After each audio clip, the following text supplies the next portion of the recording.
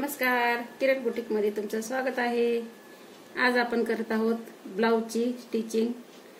तर इथं आपण घेतलेलं आपलं साधं ब्लाउज पीस कट केलेलं ते व्हिडिओ तुम्हाला दाखवलेलाच आहे मी। तर गळ्याचा आपण नंतर करू। पहिला आपण समोरचा पार्ट एकदम व्यवस्थित शिवून घेऊ।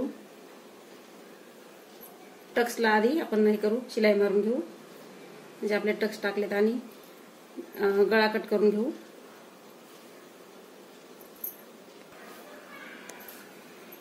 इथं बघा मी टक्स टाकून घेतलेत आपले। जे मार्किंग केली होती त्या मार्किंग वर एकदम व्यवस्थित एकदम त्याच याने घेतले तर आणि ब्लाउजचा गळा पण कट करून घेतला आणि इथं मध्ये भागी पण एक कट मारला। म्हणजे आपल्याला क्रॉस पट्टी आणि बटन पट्टी लावता येते। तर आता आपण क्रॉस पट्टी लावून घेऊ। असं दोन्ही साइडने मी क्रॉस पट्टी लावून घेते आणि याला आपल्याला एक खालच्या साइडने अस्तर पण लावावं लागणार आहे। तर मी याला अस्तर आणि दोन्ही साइडला क्रॉस पट्टी लावून घेते। तर इथं बघू शकता आपण क्रॉस पट्टी पण लावलेली आहे आता।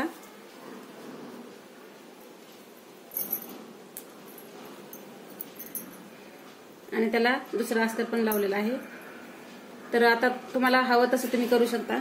इथं आपण असं पण बेल्ट हे करू शकतो, त्याचा फिटिंग मध्ये असं पण करू शकतो आणि डायरेक्ट शिलाई पण मारू शकतो आणि आतमध्ये घालून पलटी करून पण शिवतो। आपल्याला जर शिलाई बाहेरून दिसू द्यायची नसेल तर ह्या पद्धतीने, नाही तर मी अगोदर दाखवलं त्या पद्धतीने केलं तरी चालते। मी असंच करते कारण शिलाई दिसत नाही बाहेर। असं शिलाई मारायची आणि शक्यतो अस्तर एकदम परफेक्ट घ्यायचं, जास्त नाही घ्यायचं, नाही तर मग त्याचं झुळ पडते आणि अस्तर बाहेर दिसायला लागते ते। तर आता आपण अशी शिलाई मारून घेऊ। दोन्ही याला मी शिलाई मारून घेते, नंतर तुम्हाला पलटी करून दाखवते। तर बघा असं पलटी करून घ्यायचं आहे आपल्याला। आतमध्ये मी फोल्ड करून शिलाई मारून घेतली क्रॉस पट्टीला।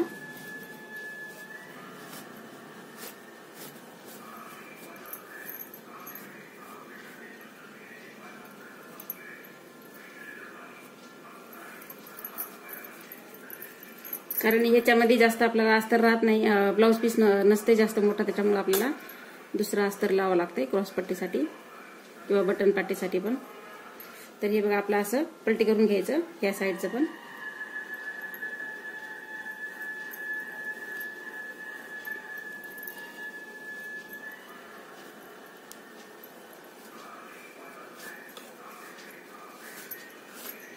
आणि ब्लाउज पीस पहिला गोळा झालेला असेल किंवा थोडासा चुरगळलेला असेल तर थोडंसं पहिले इस्त्री करून घ्यायची, म्हणजे आपल्याला कटिंग करायला आणि ब्लाउज शिवायला पण एकदम सोपं जाते।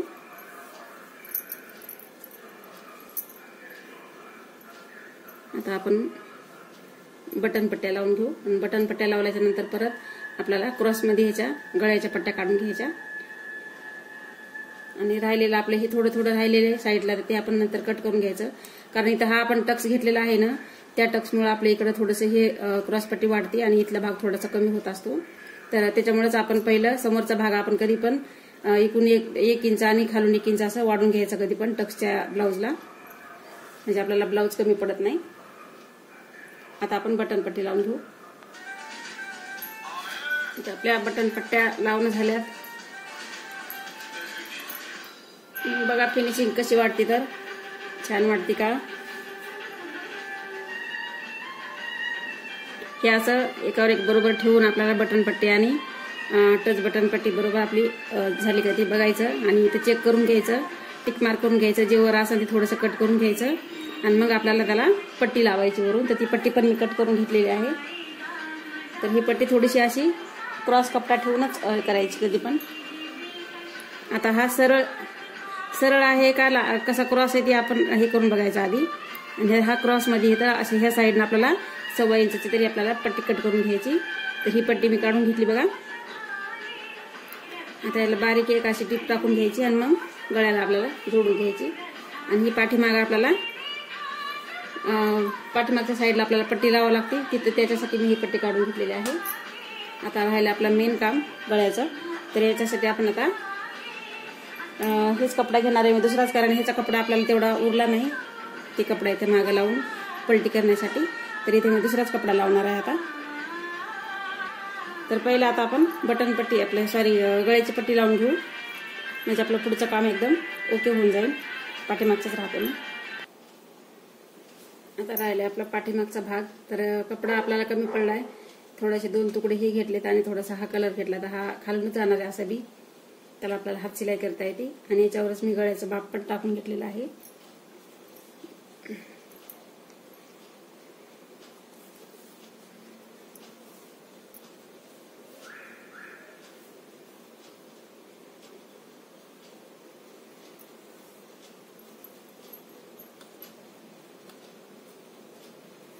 असं आपल्याला आता पहिले इथे शिवून घ्यायचं आणि नंतर पाठीमागच्या जे उलटी साईड आहे त्या साईडनं आपल्याला जे गळ्याचं माप टाकलेलं आहे ते माप आपल्याला असंच शिवून घ्यायचं आणि नंतर आपल्याला ते कट करायचं. कट करून ते पलटी करायचं. तुम्ही कशी पद्धत शिवता ते मला नक्की सांगा आणि माझी पद्धत तुम्हाला आवडली का नसेल आवडली तर कोणी कोणी डायरेक्टच कट करून शिवतात, तर मी तसं नाही शिवत. गळा कधी कधी फाकताय कपडा, कुठलाही कसाही कपडा असू शकतो, त्याच्यामुळे मला ते थोडं थोडं हे होते, प्रॉब्लेम येते. त्याच्यामुळे मी असंच कट करते, म्हणजे याच्यात गळ्याला अजिबात प्रॉब्लेम येत नाही आणि जसा पाहिजे आपल्याला तसा तेवढंच गळा येते. तर आता आपण पहिले ही शिलाई टाकून घ्यायची, कपडा सरकला नाही पाहिजे म्हणून, आणि नंतर एकदम सरळ आपल्याला एक शिलाई मारून घ्यायची, म्हणजे गळा आपला सरकला नाही पाहिजे. आणि त्याच्यानंतर जे आपली हे लाईन मारली आपण त्या लाईनवर आपण शिलाई मारून घेणार आहोत. इथं बघा, आता तुम्हाला हे समजत नाही लवकर कारण इथं दोन्ही ग्रे कलरचाच कपडा आहे, त्याच्यामुळे हा गळा आणि हे थोडासा दिसण्यासाठी एवढं हे नाही वाटत आहे, लवकर डोळ्याला लवकर दिसत नाही. तर इथं मी दोन्ही भाग वेगवेगळे शिवून घेतलेत. इथं वरचा घेतलाय आणि इथं खालचा, आणि इथं मध्ये पण थोडासा गॅप ठेवलाय कारण ही पट्टी पण आपल्याला थोडीशी तुमडून शिवून घ्यायची साईडनं आणि ही पण शिवून घ्यायची. आणि इथे आपल्याला बटन काही लावायचं नाही, तर ते पॅकच ठेवायचे, त्याच्यामुळे मी हे दोन्ही भाग वेगवेगळे केलेले आहेत बघा तुम्ही हे. तर इथे आपल्याला शिलाई मारून घ्यायची आणि हा भाग पण कट करून घ्यायचा आणि हा भाग पण कट करून घ्यायचा. त्याच्यानंतर तुम्हाला परत पुढचं दाखवते, म्हणजे एकदाच सांगितल्यानं लक्षात येत नाही, दाखवल्यानं जरा जास्त लक्षात येते.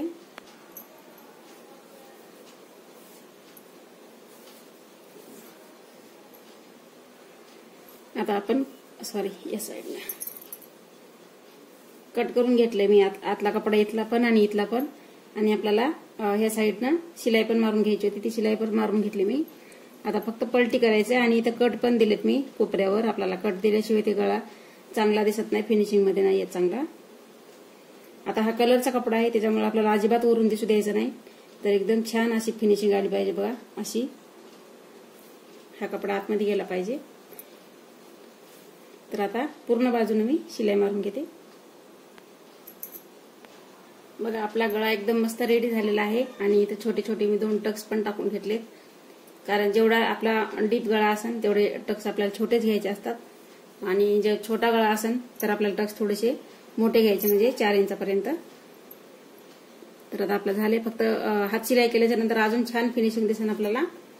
आता इथे एक पट्टी लावून घेऊ आपण, जी शिवून घेतलेली आहे ती. इथं अशी पट्टी लावून घेऊ. पट्टी लावली की आपलं बाह्याचं पण काम ओके झालेलं आहे. बाह्याला पण मी थोडी शिलाई मारून घेतली. 1 इंच मी कपडा ठेवलेला होता, तर त्याला एक शिलाई मारून घेतली. तर आपलं बाह्याचं पण काम झालंय आणि इथे एक पट्टी लावली की काम झाले. फक्त आता आपली फिनिशिंग राहिलेली आहे, ब्लाऊज जोडायचं.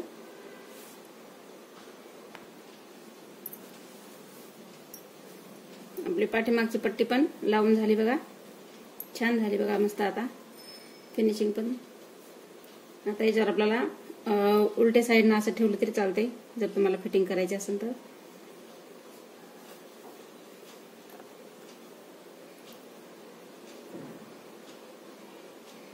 एकदम असं बरोबर इथं धरून आपल्याला शिलाई मारून घ्यायची आणि इथं आपल्याला डबल टिप टाकून घ्यायची, म्हणजे हे झालं नाही पाहिजे, उसवलं नाही पाहिजे. दोन्ही साईडनं मी असं ब्लाऊज जोडून घेते. आता शोल्डर जोडून झाले बघा आपले. आता आपल्याला बाह्या जोडायच्या आणि बाह्या जोडल्याच्या नंतर आपल्याला करायची फिनिशिंग. पण फिनिशिंग करताना आपल्याला ब्लाऊज जवळ पाहिजे, कारण आपल्याला एकदा शोल्डर बाह्या लावल्या तर परत इथं काही करता येत नाही.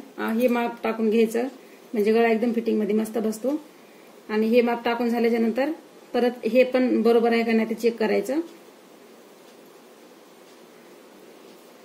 आणि नंतर आपल्याला बाह्या जोडून घ्यायच्या.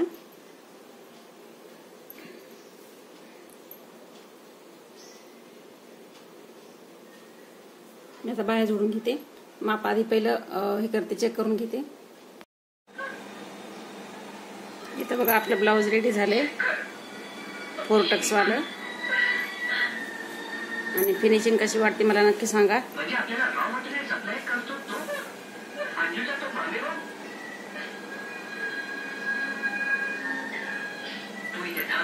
मी बाया पण लावले आणि फिटिंग पण केली, कारण लाईट नव्हती आणि मोबाईलमध्ये थोडीशी चार्जिंग पण एकदमच कमी होती, त्याच्यामुळे मी शूटिंग नाही केली. फक्त आपल्या बाह्या जोडायच्या राहिल्या होत्या. त्याच्यानंतर मी बाह्या जोडून घेतल्या आणि बटनपट्टीला काच बटन लावून घेतली आणि फिनिशिंग केली बस. आणि हात शिलाई पण करून घेतली पाठीमागे इथं.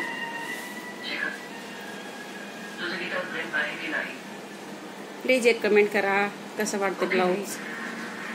Bye bye. भेटू पुढच्या व्हिडिओला. आता आपण कटोरी ब्लाऊज शिकू पुढच्या व्हिडिओमध्ये. Bye bye.